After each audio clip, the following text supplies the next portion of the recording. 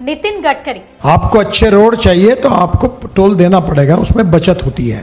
Road రవాణా శాఖ కేంద్ర మంత్రిగా అనేక రహదారులను విస్తరించిన గడ్కరీ మారుమూల ప్రాంతాలను కూడా పట్టణాలు కనెక్ట్ అయ్యేలా అభివృద్ధి చేశారు. ఆయన పనులు ఎంత వేగంగా ఉంటాయో ఆయన మాటలు కూడా అంతే సూటిగా ఉంటాయి. ముక్కుసూటిగా మాట్లాడే ఆయన నైజం కొన్నిసార్లు సొంత పార్టీ నేతలకే ఇబ్బందిగా అనిపించిన సందర్భాలు ఉన్నాయి. అలాంటిది ఇంకా ప్రైవేట్ ఏజెన్సీల విషయం ఎందుకు మెతగ్గా ఉంటారు?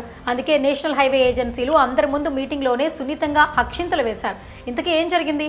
तो टाइम और फ्यूल का जो सेविंग है उसमें आपको देना पड़ेगा। हम इतने बड़े बड़े रोड्स बना रहे करोड़ों के। నేషనల్ హైవేస్ వేగవంతమైన రవాణా సౌకర్యవంతమైన ప్రయాణం కోసం దేశవ్యాప్తంగా నిర్మించిన అనేక నేషనల్ హైవేల గురించి మనకు తెలిసిందే. అయితే ఈ హైవేల నిర్వహణ బాధ్యత కొన్ని ఏజెన్సీలు చూసుకుంటూ టోల్ ఛార్జీలు వసూలు చేస్తూ ఉంటాయి. ఇలా అనేక సంవత్సరాలుగా వసూలు చేస్తున్న టోల్ ఛార్జీలతో ప్రయాణికుల్లో కొంత అసహనం ఉన్న సంగతి తెలిసిందే.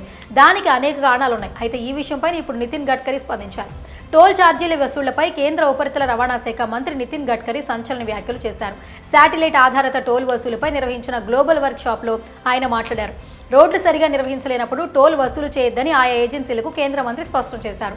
గుంతలు కూడిన రోడ్లు, టోల్ ప్లాజాల వద్ద రద్దీ ఏమాత్రం ఆమోదయోగ్యం కాదని తేల్చి చెప్పారు. మీరు మంచి సేవలు అందించలేనప్పుడు టోల్ ఛార్జీ వసూలు చేయొద్దు. రోడ్లు బాగాలేకపోతే ప్రజలు హర్షించరు.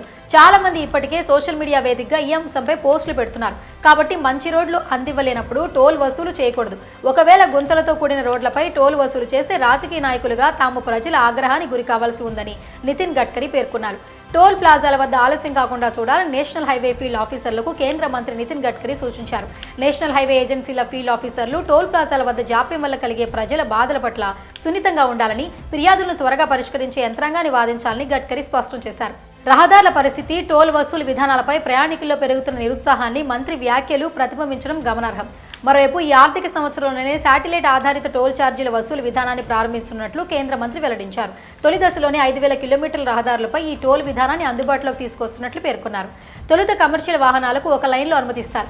టోల్ వసూళ్లకు కీలకమైన వెహికల్ ట్రాక్టర్ సిస్టమ్ యూనిట్ను ఆయా వాహనాల్లో మార్చాల్సిన అవసరం ఉంటుంది. ఈ వ్యవస్థ అందుబాటులోకి వస్తే వాహనాలు టోల్ ప్లాజాల వద్ద ఆగాల్సిన అవసరం ఉండదు. దశల వారీగా ఈ విధానాన్ని అమలులోకి తీసుకురానున్నారు. ఈ విధానంతో ప్రభుత్వానికి 10,000 కోట్ల అదనపు ఆదాయం సమకూరనుందని రవాణా శాఖ మంత్రి నితిన్ గడ్కరీ స్పష్టం చేశారు.